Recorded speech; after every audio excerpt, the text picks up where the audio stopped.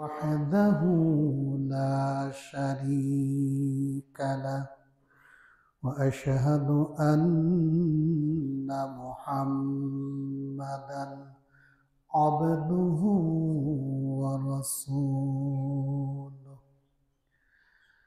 الذي أرسله بالحق بشيرا ونذيرا وداعيا إلى الله بإذنه وسراجا منيرا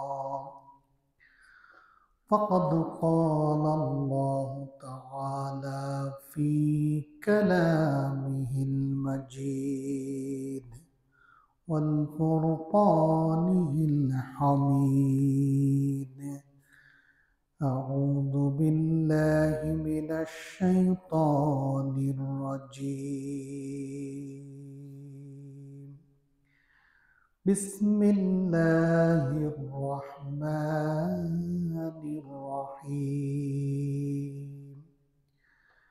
فإن تابوا وأقاموا الصلاة وآتوا الزكاة فإخوانكم في الدين. عن جابر رضي الله تعالى عنه قال قال رسول الله صلى الله عليه وسلم إن بين الرجل وبين الشرك الكفر ترك الصلاة. عن بريدة رضي الله تعالى عنه قال قال رسول الله صلى الله عليه وسلم العهد الذي بيننا وبينهم الصلاة فمن تركها فقد كفر. সকল প্রশংসা গুণগান তারিফ আল্লাহ সুবহানাহু ওয়া তাআলার জন্য, যিনি বিশ্বজগতের রব অর্থাৎ প্রতিপালক, সৃষ্টিকর্তা, মালিক, তার দরবারে এজন্য শুকরিয়া জানাই আল্লাহ রাব্বুল আলামিন আজকের এই সপ্তাহের শ্রেষ্ঠ দিন জুমার দিন আমাদের কতিপয় বান্দাকে পছন্দ করে ভালোবেসে মহব্বত করে তার ঘরে আমাদেরকে আগে ভাগে আসার জন্য, বসার জন্য, খুতবা শ্রবণ করার জন্য, জুমার সালাত আদায়ের জন্য তৌফিক প্রদান করেছেন। এজন্য দিল থেকে কৃতজ্ঞতা শুকরিয়া জ্ঞাপন করি, বলি আলহামদুলিল্লাহ।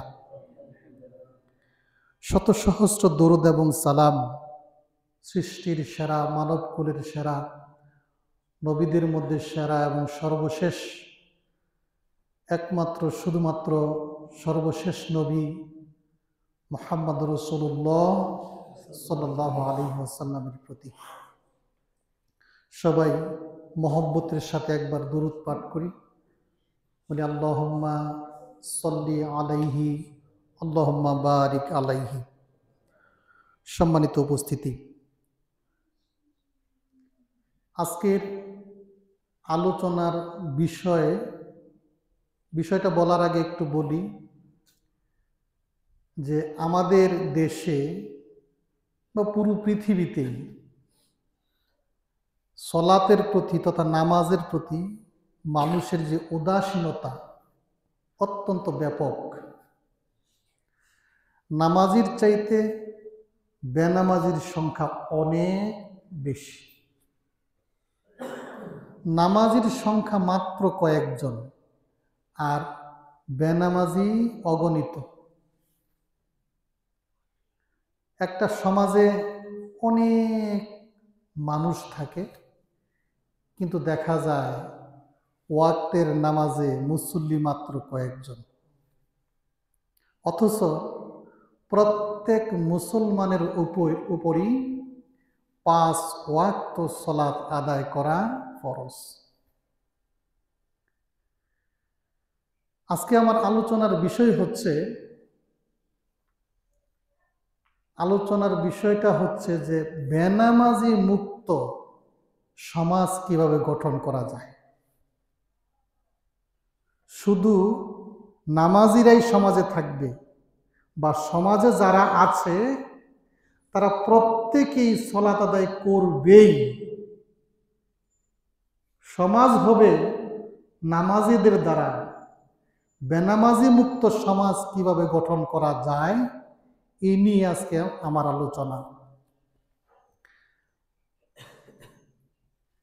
আলোচনা এতটা খেয়াল করে শুনতে হবে। বেনামাজি মুক্ত সমাজ গঠন করতে হলে যারা নামাজ পড়ে না তাদের প্রতি নামাজিদের অনেক দায়িত্ব রয়েছে। বেনামাজিরা কি এমনি এমনি নামাজি হবে না? নামাজিদের দায়িত্ব আছে না নাই? আছে। সেই নিয়ে আলোকপাত করব। সলাত আদায় করা বা নামাজ পড়া ইসলামে ঈমানের পরে সর্বপ্রথম ফরজ। আওয়াজ এত কাফে কেন? এটি শুধু আমার কাছে খারাপ লাগে না আপনাদের কাছে লাগে? একেবারে খুব কেন কেন, মানে মৃদু একটা আওয়াজ হবে। দেন তো কমানো যায় কিনা, একটু কমানো যায় কিনা? কমাই দেন দেখি একটু। বন্ধ করলেও মুশকিল, কণ্ঠে চাপ পড়ে। আচ্ছা যাক, একটু আপনি কমান বাড়ান, দেখতে থাকেন। ঈমানের পরেই সর্বপ্রথম হুকুম কি? সলাত। সলাত কত বড় হুকুম? সলাত আদায় করতেই হবে। আপনি ব্যস্ত থাকেন, অবসরে থাকেন, সুস্থ থাকেন, অসুস্থ থাকেন, বাড়িতে থাকেন, সফরে থাকেন, আপনার উপর অবশ্যই অবশ্যই সলাত আদায় করা ফরজ। পানি নাই, ওযু করা যায় না, তায়াম্মুম করে সলাত আদায় করতে হবে। জামা নাই, টুপি নাই, পাঞ্জাবি নাই, আপনার যা আছে তা পরেই সলাত আদায় করতেই হবে। অর্থাৎ সলাত আদায় করতেই হবে যে কোনো পরিস্থিতিতে। আপনি ব্যবসা করেন, চাকরি করেন, কৃষিকাজ করেন, যে কোনো কাজ করেন, আপনাকে মনে রাখতে হবে আপনি যদি একজন মুসলিম হয়ে থাকেন আপনাকে অবশ্যই অবশ্যই সলাতের ওয়াক্ত হলে সলাত আদায় করতেই হবে। অর্থাৎ আপনার উপর সলাত ফরজ, আদায় করা ছাড়া কোনো বিকল্প পথ বা রাস্তা নাই। সলাত আদায় করা মুসলিমের পরিচয়। আল্লাহ রাব্বুল আলামিন কোরআনুল কারীমের সূরা তাওবা 11 নম্বর আয়াতের মধ্যে বলেন, ফাইন তাবু ওয়া আকামুস সালাতা ওয়া আতাউজ যাকাতা ফাইখওয়ানুকুম ফিদ্দীন। কোন ব্যক্তি যখন ঈমান আনলো, যাবতীয় কুফরি শিরকি থেকে তাওবা করে যখন ব্যক্তি ঈমান আনলো, ঈমান আনার পরে সলাত আদায় করলো এবং তার উপর যদি যাকাত ফরজ হয় যাকাত দিল, আল্লাহ রাব্বুল আলামিন মুসলিমদেরকে লক্ষ্য করে বলেন, দেখো ওই যারা ঈমান আনলো, সলাত আদায় করলো এবং যাকাত দিল তারা তোমাদের মুসলিম ভাই। তাহলে মুসলিম হতে গেলে আল্লাহ রাব্বুল আলামিন এই কোরআনের আয়াতের মধ্যে 3টি শর্ত দিলেন। 1 নাম্বার শিরক মুক্ত, কুফর মুক্ত ঈমান। 2 নাম্বার 5 ওয়াক্ত ফরজ সালাত। 3 নাম্বার যাকাত, ফরজ হলে যাকাত আদায় করতে হবে। ফুকাহায়ে কেরাম বলেন এই 3 শর্তের যদি একটা বাদ থাকে ওই ব্যক্তিকে মুসলিম বলা যাবে না। তাহলে মুসলিম বলতে হলে শর্ত কয়টা? 3টা। আপনি যে অবস্থায় থাকুন না কেন, যদি আপনার পরিচয় আপনি মুসলিম দিতে চান আপনাকে সলাত আদায় করতেই হবে। আপনি যদি বলেন এখন আমি গাড়িতে আছি, কিন্তু গাড়িতে ওয়াক্ত হয়ে গেলে সলাত আদায় করতেই হবে। আপনি যদি বলেন আমি ঘোড়ার উপর আছি, ঘোড়া থেকে নামতে পারবো না, অনেক দূরে যেতে হবে, আপনার ঘোড়ার উপরই সলাত আদায় করতে হবে। আপনি যদি বলেন আমি উটের উপর আছি, আমাকে ডাকাত দল পিছন দিকে ধাওয়া করেছে, আমি উট দিয়ে দৌড়ে দৌড়ে যাচ্ছি, অর্থাৎ উটের উপর চড়ে আমি দৌড়াচ্ছি, ডাকাত দলের ভয়ে আল্লাহ রাব্বুল আলামিন বলেন এই ভয়ের মধ্যেও তোমাকে সালাত আদায় করতে হবে। তুমি যদি জিহাদের ময়দানে থাকো, শত্রুর সাথে, কাফেরদের সাথে, মুশরিকদের সাথে জিহাদে লিপ্ত থাকো, সেই জিহাদ করা অবস্থায়ও আযান যদি হয়ে যায় তোমাকে সালাত আদায় করতেই হবে, ওয়াক্ত যদি হয়ে যায় সালাত আদায় করতেই হবে। আল্লাহ রাব্বুল আলামিন সূরা বাকারার 238 নম্বর আয়াতের মধ্যে বলেন, হাফিজু আলা সলাওয়াতি ওয়াস সালাতিল উসতা, 5 ওয়াক্ত সালাতকে তুমি সংরক্ষণ করো। 5 ওয়াক্ত সালাত কোনটা, কখন, কেমনে, কিভাবে পড়তে হয় তা টোটাল সংরক্ষণ করা তোমার উপর দায়িত্ব দিয়ে দিলেন আল্লাহ তাআলা। বিশেষ করে আসরের সালাতকে আরো আলাদাভাবে গুরুত্ব দেওয়া হয়েছে। শুধু তাই নয়, সূরা বাকারার 239 নম্বর আয়াতের মধ্যে আল্লাহ বললেন, ফাইন খিফতুম ফারিজালান আও রুকবানা, যদি তুমি ভয়ের মধ্যে থাকো, হাঁটার মধ্যে থাকো, দৌড়াইতে যদি থাকো, সেই ভয়ের মধ্যে, হাঁটার মধ্যে, দৌড়ানোর মধ্যেও তোমাকে সালাত আদায় করতেই হবে তুমি যদি মুসলিম হয়ে থাকো। অর্থাৎ সালাত আদায় না করার কোনো সুযোগ নাই, সালাত ছেড়ে দেওয়ার কোনো সুযোগ নাই যদি আপনি আপনার নিজেকে মুসলিম বলে থাকেন। ফাইন খিফতুম ফারিজালান আও রুকবানা, অর্থাৎ যখন যেই অবস্থায় মুসলমান থাকবে সেই অবস্থায় সালাত আদায় করতে হবে, সালাত আদায় করতেই হবে। রাসূল সাল্লাল্লাহু আলাইহি ওয়াসাল্লাম জিহাদের ময়দানে রাসূল সাল্লামের নেতৃত্বে জিহাদের ময়দানের মধ্যেও জামাতে সালাত আদায় করে উম্মতদেরকে শিক্ষা দিয়ে গিয়েছেন যে জিহাদের ময়দানে যদি সালাত আদায় করতে হয় তাহলে তোমার কিসের ব্যবসার অজুহাত, কিসের চাকরির অজুহাত, কিসের কৃষিকাজের অজুহাত, তোমার কোনো অজুহাতই গ্রহণযোগ্য হবে না। কারণ রাসূল সাল্লাল্লাহু আলাইহি ওয়াসাল্লাম জিহাদের ময়দানেও জামাতে সালাত আদায় করে দৃষ্টান্ত দিয়ে গেছেন। জাতুর রিকা যুদ্ধ অত্যন্ত গরম, পাথরগুলো গরম, সাহাবায়ে কেরাম রাদিয়াল্লাহু তাআলা আনহুমগণ পায়ের মধ্যে কাপড় পেঁচিয়ে, তেনা পেঁচিয়ে সেই পাথরের উপরে হেঁটে হেঁটে জাতুর রিকা যুদ্ধে অংশগ্রহণ করেছেন। সেই জাতুর রিকা যুদ্ধে একদিকে কাফের এবং মুশরিক, একদিকে মুসলিম বাহিনী। আজান হয়ে গেল, ওয়াক্ত হয়ে গেল, আজান হয়ে গেল। রাসূল সাল্লাল্লাহু আলাইহি ওয়াসাল্লাম সেই সাহাবায়ে কেরামকে দুটি ভাগে ভাগ করলেন। একটি ভাগ নিয়ে জামাতে দাঁড়াইলেন, একটি ভাগ নিয়ে জামাতে দাঁড়ালেন, এক রাকাত। একটি ভাগ নিয়ে জামাতে দাঁড়ানোর পরে 2 রাকাত আদায় করলেন।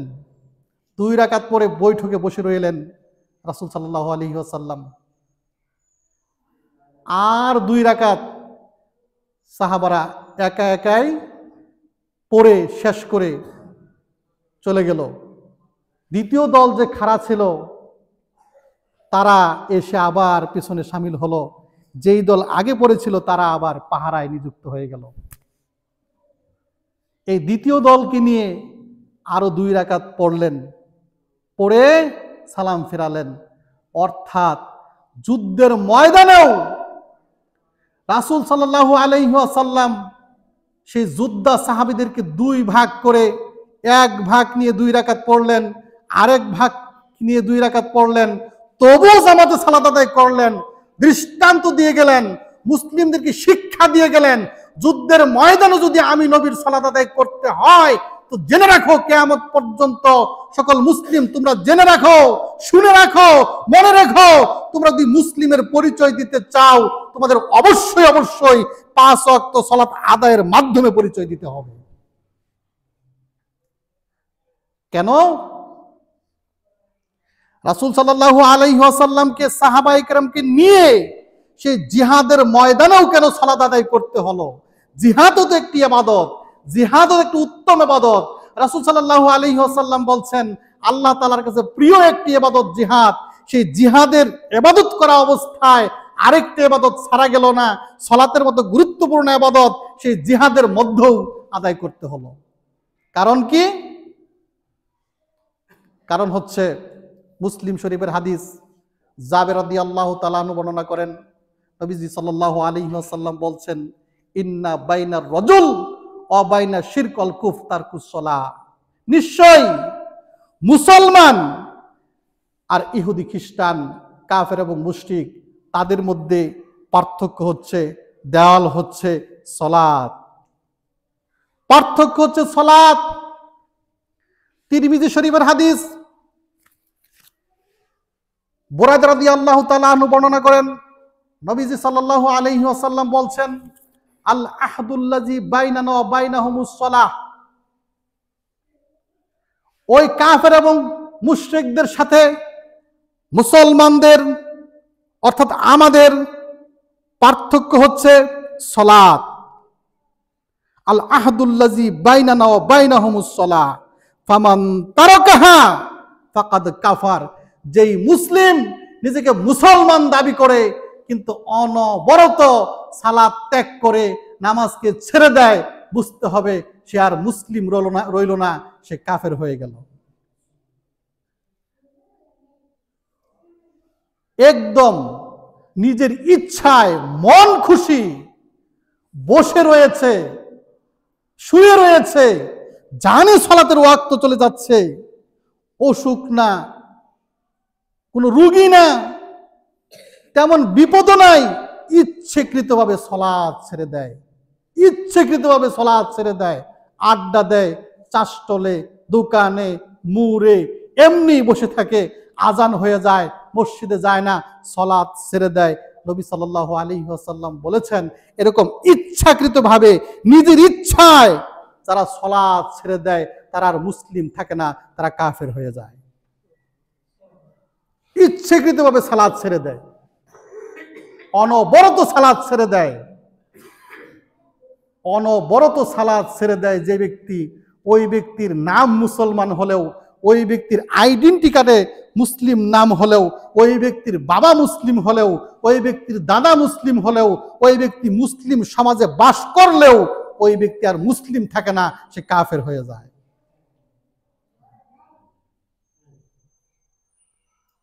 অর্থাৎ মুসলিমের পরিচয় হচ্ছে 5 ওয়াক্ত সালাতের মধ্য দিয়ে।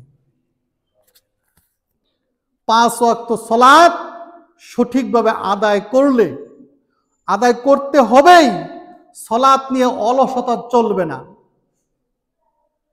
লোক দেখানো সালাত আদায় করা যাবে না, অমনোযোগের সাথে সালাত আদায় করা যাবে না।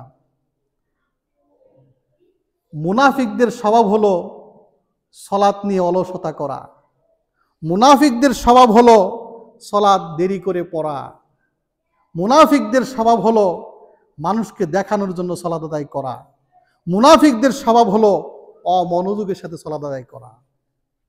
আল্লাহ রাব্বুল আলামিন কোরআনুল কারীমে মুনাফিকদের স্বভাব বলেছেন, ওয়া ইযা কামুস সালাতা কামু কুসালা।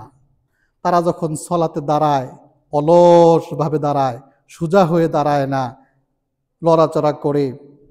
ইউরাউনান নাস, মানুষকে দেখানোর উদ্দেশ্যে সালাত আদায় করে। ওয়ালা ইয়াযকুরুনাল্লাহা ইল্লা কলিলা, তাদের সালাতের মধ্যে আল্লাহর স্মরণ তেমন থাকে না। সালাত যে আদায় করে ভিতরে কাকে স্মরণ করলো? আল্লাহকে স্মরণ করলো না নিজের দোকানের কথা স্মরণ করলো, কৃষিকাজের কথা স্মরণ করলো, স্ত্রীর কথা স্মরণ করলো, ছেলে মেয়ের কথা স্মরণ করলো, নানান ধরনের চিন্তা ভাবনার মাধ্যমে সালাতগুলো শেষ করে। এটি হচ্ছে কার সালাত? মুমিনের সালাত না মুনাফিকের সালাত? মুনাফিকের সালাত। তার মানে সালাত আদায় করেছে কিন্তু সালাতে মনোযোগ নাই, সালাত দেরি করে পড়ে, দেখতে থাকে টাইম তো আছেই। ফজরের সালাত পড়তে পড়তে পড়তে পড়তে একবার বেলা উঠার দিকে নিয়ে যায়, আসরের সালাত পড়তে পড়তে পড়তে একবার বেলা ডুবার দিকে নিয়ে যায়, জুহুরের সালাত দেরি করতে করতে করতে পরে আসরের সালাত টাইমে পড়ে না ইশার সালাত না পড়েই ঘুমিয়ে যায়, পড়লেও অলসভাবে পড়ে, জামাতের সাথে পড়ে না। বুঝতে হবে ওই ব্যক্তির সালাত মুমিনের সালাত নয়, ওই ব্যক্তির সালাত মুনাফিকের সালাত। তাহলে সালাত আদায় করেও একদল মুমিন নয়, একদল কি মুনাফিক। এই বাচ্চাগুলো একটু আলাদা রাখেন, একদম যার যার সাথে রাখেন। সালাত আদায় করেও মুমিন হতে পারলো না, মুনাফিক, মুনাফিকের সালাত। সম্মানিত উপস্থিতি,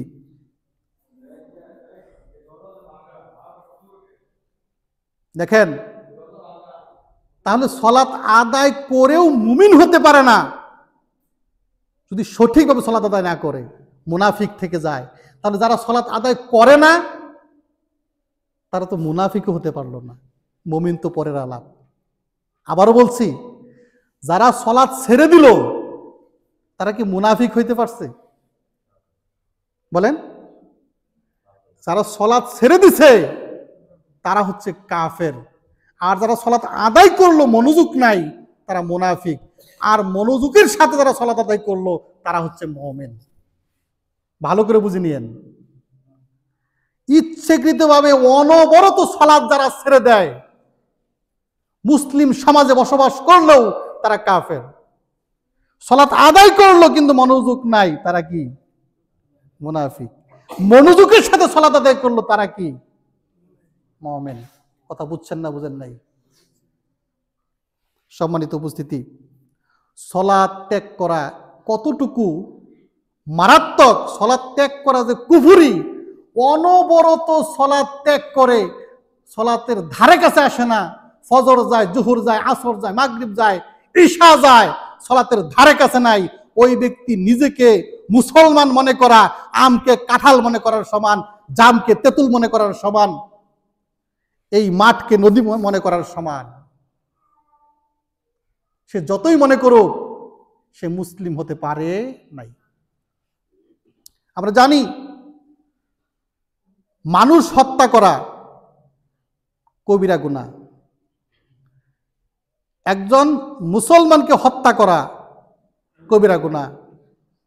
কিন্তু হত্যা করা কবিরা গুনাহ, এই হত্যাকারী যিনি হত্যা করলেন তিনি জাহান্নামী হবেন।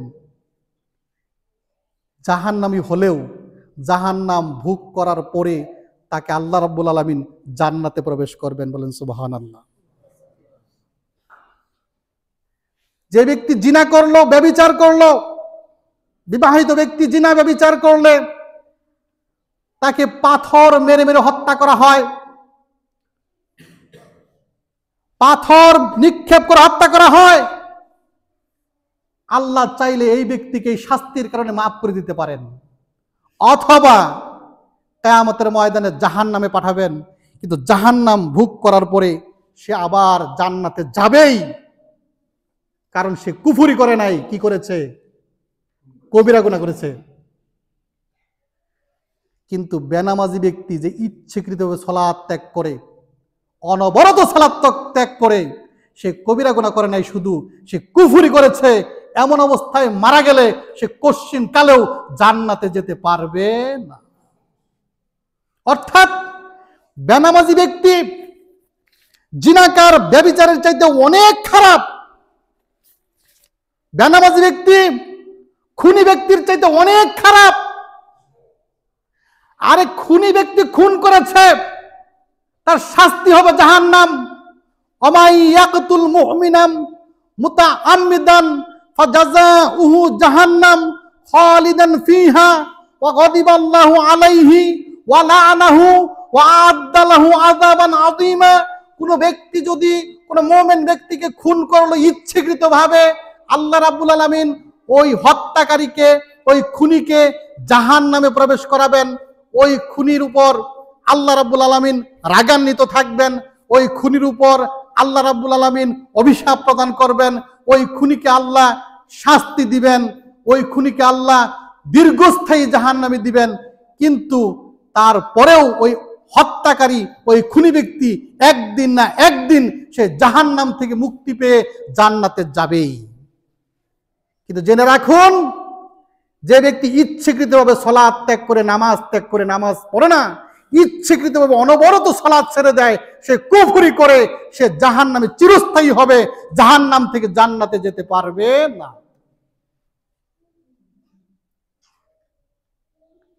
ঠিক তেমনি জিনাকারী, ব্যভিচারী, এরকম যত কবিরা গুনাহ আছে, কবিরার গুনার কারণে সে জাহান্নামী হবে ঠিক, কিন্তু জাহান্নাম থেকে জান্নাতে যাবে। কিন্তু ইচ্ছাকৃতভাবে সালাত পরিত্যাগকারী কাফের, সে কোনোদিন জাহান্নাম থেকে জান্নাতে যেতে পারবে না, চিরস্থায়ী জাহান্নামে যাবে। কোনটা মারাত্মক? আমার দেশে, আমার সমাজে খুনি ব্যক্তিকে বেশি আমরা ঘৃণা করি না বেনামাজিকে ঘৃণা করি? কথা বলতে হবে। আমরা কি ব্যভিচারী, জিনাকারীকে বেশি ঘৃণা করি না বেনামাজিকে ঘৃণা করি? অথচ খুনির চাইতেও, ব্যভিচারীর চাইতেও ওই খুনি ব্যক্তিও খারাপ ব্যক্তি, ব্যভিচারী ব্যক্তি খারাপ ব্যক্তি, পাপিষ্ঠ ব্যক্তি, আল্লাহর কাছে ঘৃণিত ব্যক্তি। কিন্তু তার চাইতেও শত শত গুণে ঘৃণিত ব্যক্তি হচ্ছে যে ব্যক্তি সালাত ত্যাগ করে। আজকে যদি আমাদের সমাজে কারো মেয়ে অনবরত জিনা করে, ব্যভিচার করে, ওই পরিবারকে আমরা আটক রাখি, সমাজে উঠতে দেই না। কেউ যদি ইচ্ছাকৃতভাবে খুন খারাপি করতেই থাকে, সমাজবাসী একাট্টা হয়ে যায়। এমন ভাবে খুন করতে থাকা লোক আমাদের সাথে চলতে পারে না, একে সমাজে নেওয়া যাবে না। কিন্তু আশ্চর্যের বিষয়, শত শত হাজার হাজার টাটকা বেনামাজি, অনবরত সালাত ত্যাগকারী নিয়ে আমরা সমাজের মধ্যে বসবাস করতেছি, আমাদের কোনো আফসোস নাই। অথচ আপনারাই বললেন জিনাকারী বেশি মারাত্মক না বেনামাজি মারাত্মক? মদখুর বেশি মারাত্মক নাকি বেনামাজি বেশি মারাত্মক? মদখুর মদ খায়, কবিরা গুনাহ করে, সে জাহান্নামী হবে। কিন্তু ঈমান থাকলে না কোনো দিন সে কোথায় যাবে? জান্নাতে যাবে। কিন্তু বেনামাজি, অনবরত বেনামাজি, কুফরি করে কাফের, সে কোনোদিন জান্নাতে যেতে পারবে না। অথচ মদখুরকে নিয়ে সমাজ করতে চাই না, কিন্তু বেনামাজি নিয়ে সমাজ করতে চাই।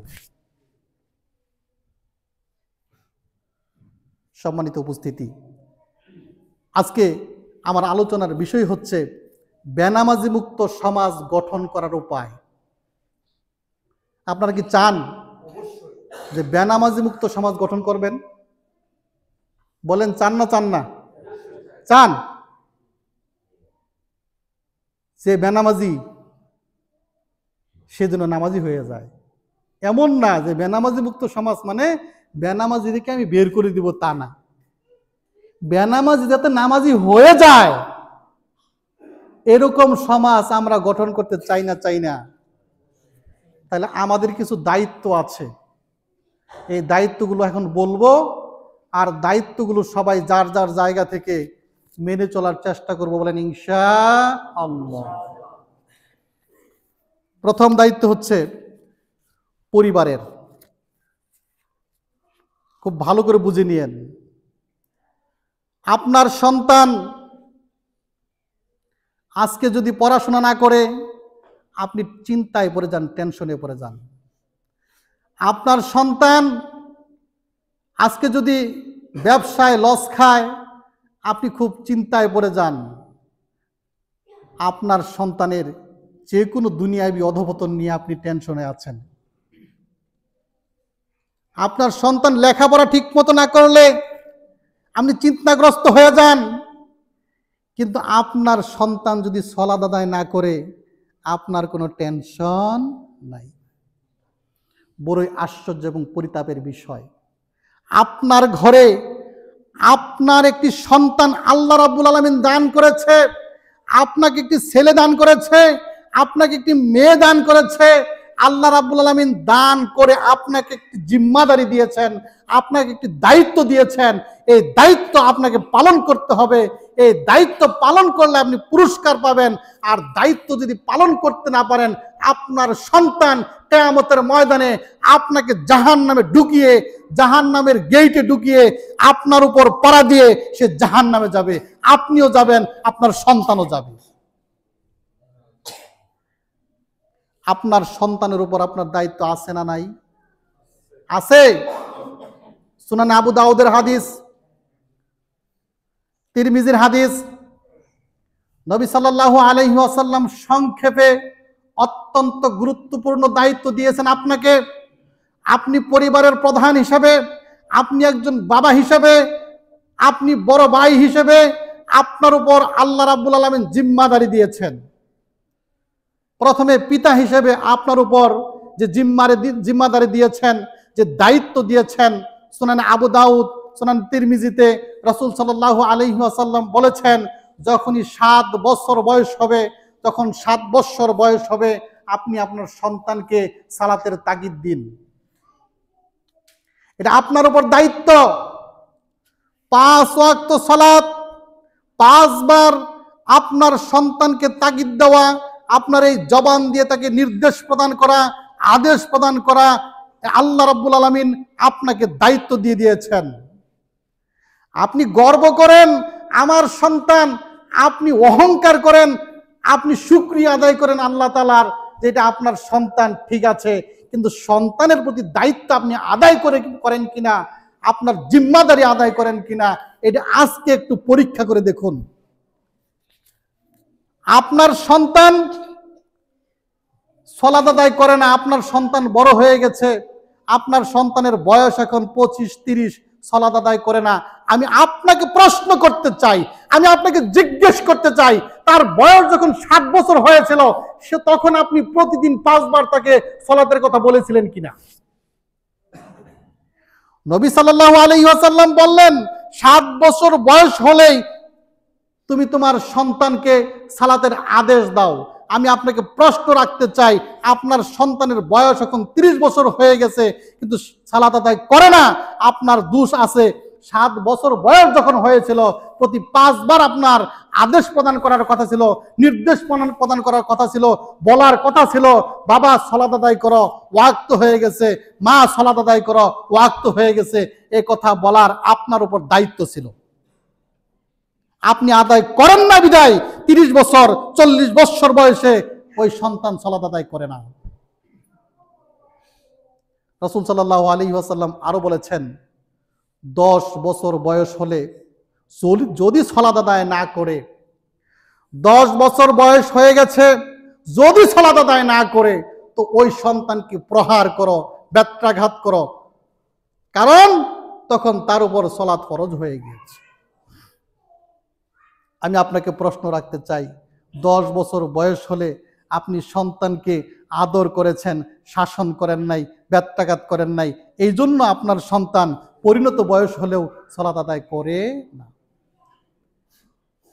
তবে রাসূল সাল্লাল্লাহু আলাইহি ওয়াসাল্লামের প্রেসক্রিপশন, নির্দেশনা এত সুন্দর নিদর্শন, 7 বছর বয়স যখন হলো, আপনি যদি প্রতি 5 বার বলেন, বাবা সালাত আদায় করো, মা সালাত আদায় করো, এই যে আমিও সালাত আদায় করতেছি, তোমার আম্মাও সালাত আদায় করতেছে, প্রতিদিন 5 বার বললে আশা করা যায় 10 বছর বয়স হলে তাকে ব্যত্যাঘাত করার কোনো প্রয়োজন হবে না।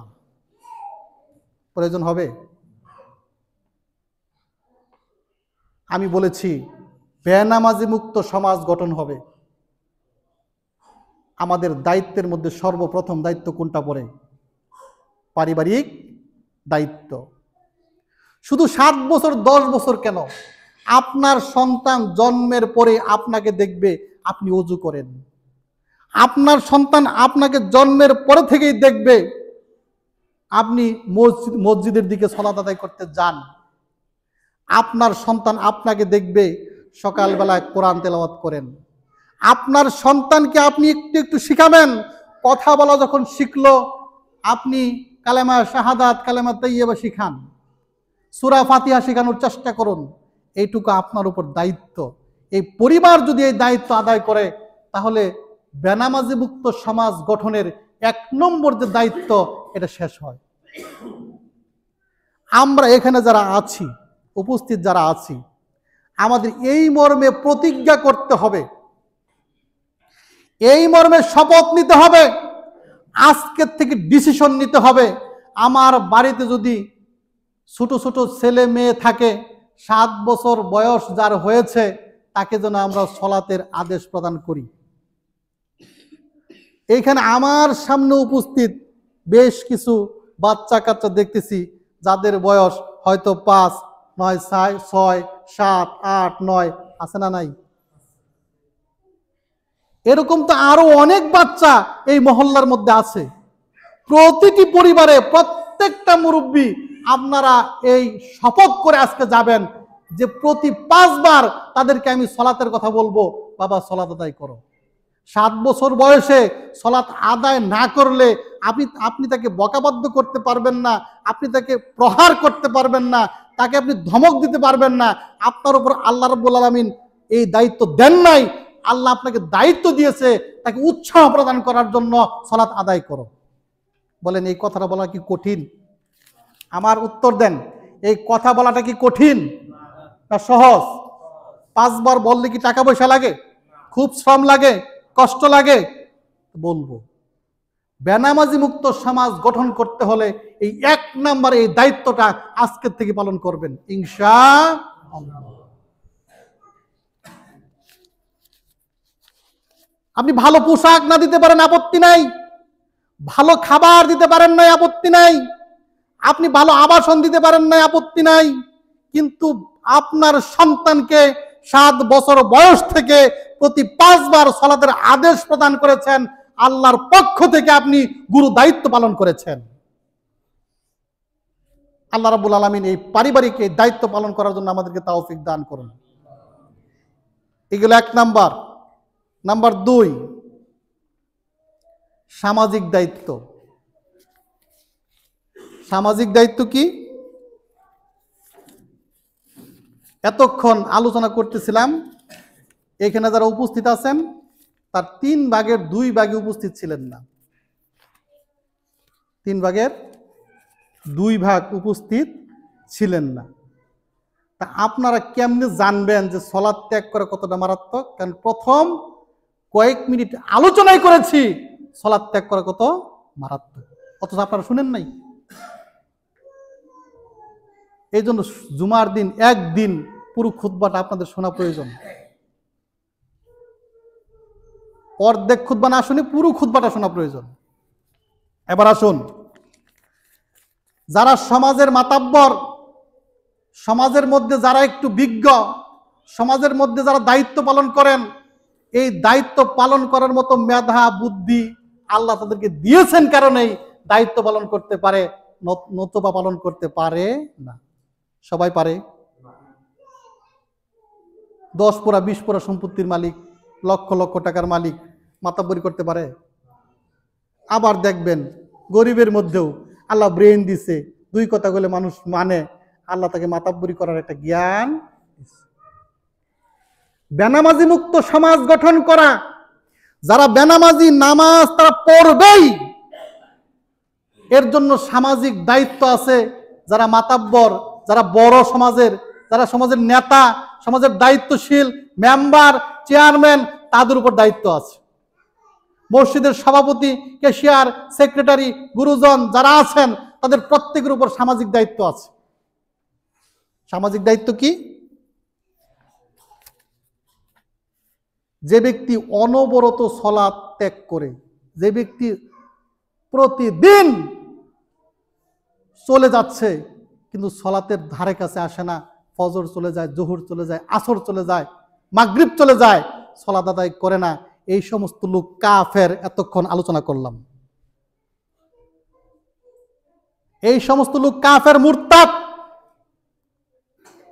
যদিও বা সে পাঞ্জাবি পরে, টুপি পরে, যদিও জুমার সালাতে পড়ে, যদিও ঈদের সালাতে আসে, যদিও কুরবানি দেয়, যদিও নাম মুসলমান, বাবা মুসলমান, দাদা আলেম, তবু সালাত যেহেতু ইচ্ছাকৃতভাবে ত্যাগ করে, আল্লাহর নবীর ঘোষণা অনুসারে সে মুসলিম হতে পারে না।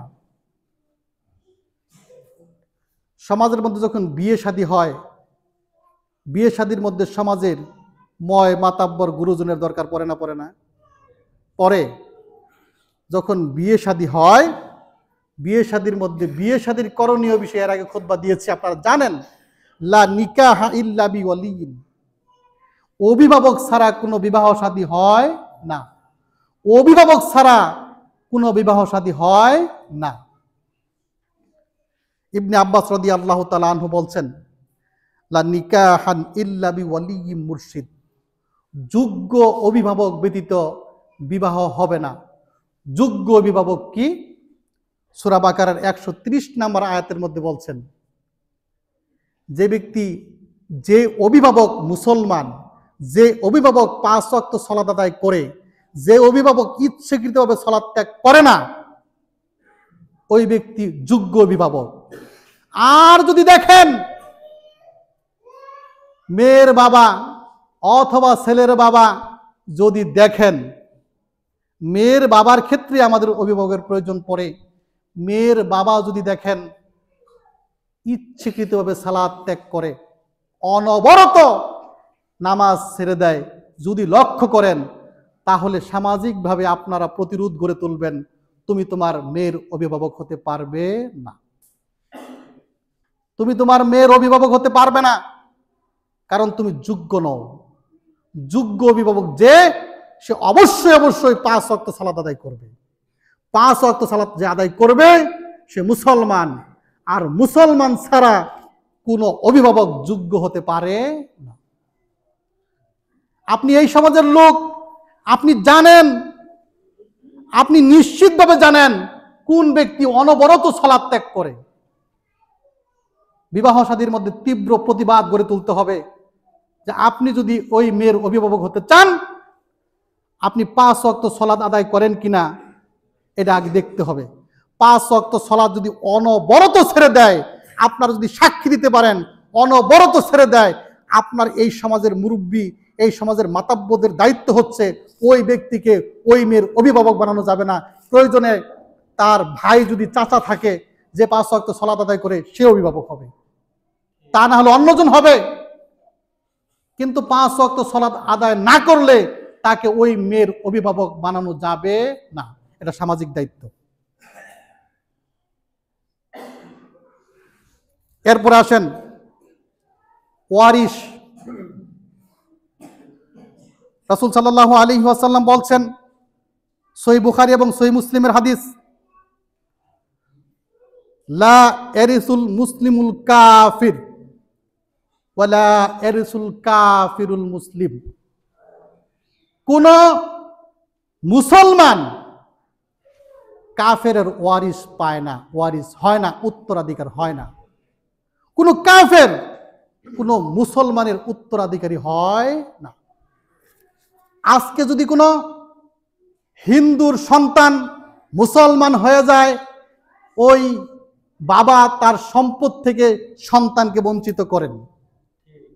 কারণ মুসলমান হওয়ার পরে ছেলে মুসলমান হয়ে গেছে, বাবা কাফের, বাবা খ্রিস্টান, বাবা হিন্দু, সুতরাং ওই সম্পত্তি থেকে সে বঞ্চিত হয়। ঠিক তেমনি মুসলমানের ছেলে যদি ইসলাম ত্যাগ করে, মুসলমানের ছেলে যদি ইসলাম থেকে সরে যায়, তাহলে ওই বাবার সম্পদ থেকেও ওই সন্তান বঞ্চিত হবে। আপনার ছেলে সালাত আদায় করে না, নিয়মিত সালাত ত্যাগ করে, অনবরত সালাত ত্যাগ করে, আল্লাহর নবীর ভাষ্য অনুসারে আপনার ছেলে মুসলিম নয়, সে মুসলিম থেকে মুরতাদ কাফের হয়ে গেছে, আপনি আপনার সম্পদ থেকে তাকে বঞ্চিত করে দিবেন।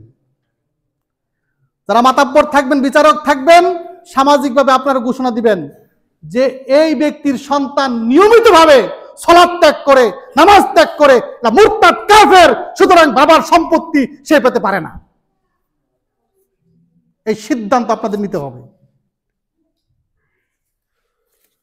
নাম্বার 3, এদেশ থেকে হজ করতে যায়। আল্লাহ রাব্বুল আলামিন কোরআনুল কারীমে বলছেন, ইয়া আইয়ুহাল্লাযিনা আমানু, হে ঈমানদারগণ, ইন্নামাল মুশরিকুনা নাজাসুন ফালা ইয়াকরাবুল মাসজিদাল হারাম। যারা মুশরিক, যারা কাফের, তারা অপবিত্র। আল্লাহ রাব্বুল আলামিন বলেন, যারা কাফের, যারা মুরতাদ, তারা যেন মক্কার হেরেমে, মসজিদুল হারামে তারা যেন পা না রাখে, ওখানে যেন তারা প্রবেশ না করে। সামাজিকভাবে আপনাদের দেখতে হবে, এক ব্যক্তি হজ করতে যাবে, যে ব্যক্তি হজ করতে যাবে 5 ওয়াক্ত সালাত আদায় করে না, 5 ওয়াক্ত সালাত আদায় করে না, শুধু মুসলিম হতে পারে না, তার জন্য আবার হজ কিসের? আপনি তো আগে মুসলমান হবেন, তারপর হজ করতে যাবেন। 5 ওয়াক্ত সালাত আপনি অনবরত ছেড়ে দেন, অনবরত ছেড়ে দেন, আপনি কখনোই মসজিদে আসেন না, দিন যায়, সপ্তাহ যায়, আপনি সালাত আদায় করেন না, আপনার জন্য কিসের হজ? আল্লাহ তাআলা তো আপনার জন্য ওই মক্কার মসজিদুল হারামে প্রবেশ করাটাকেই নিষেধ করে দিয়েছেন। এটাও আমাদের সামাজিক দায়িত্ব। এবার আসুন, খুব ভালো করে মনে রাখবেন, বেনামাজি ব্যক্তি যেই পশু জবাই করবে, সেই জবাইকৃত পশুর গোশত খাওয়া হারাম। মুরগি জবাই করবেন, গরু জবাই করবেন, খাসি জবাই করবেন, জবাই করতে হবে নামাজি ব্যক্তির। বেনামাজি ব্যক্তি সে কাফের। বেনামাজি তো বুঝছেন, আবার ভুল বুঝেন না, 1 ওয়াক্ত নামাজ একদিন পড়ে নাই, আবার পরে পড়ে নিছে, কাফের হবে না। কি হবে একটু আগে আলোচনা করছে, বলেন তো দেখি কি হবে? 1-2 ওয়াক্ত আলসেমি করে একটু বাদ দেয় বা এই সেই কত কিছু করে, এটা বলছি আমি, সালাতে অলসতা করে, লোক দেখানোর নামাজ পড়ে, লোক দেখানোর জন্য সালাত আদায় করে, করুক, সালাতে অলসতা করে, করুক, হয়তো সালাত মনোযোগ দিয়ে পড়ে না, কিন্তু সে মুনাফিক হবে, কিন্তু কাফের হবে না।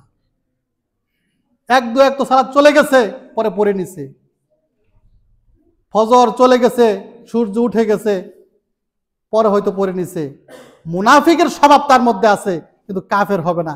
কাফের ওই ব্যক্তি ইচ্ছাকৃতভাবে ফজর চলে যায়, জোহর চলে যায়, আসর চলে যায়, সে একটাও আদায় করলো না, সে হচ্ছে কাফের। আমি কি কথা বুঝাইতে পারছি? এরপর কি বললাম? বেনামাজি ব্যক্তি পশু জবাই করলে ওই পশুর গোশত খাওয়া কি বলছি বলেন? হারাম। নাম্বার 5, খুব গুরুত্বপূর্ণ বিষয়,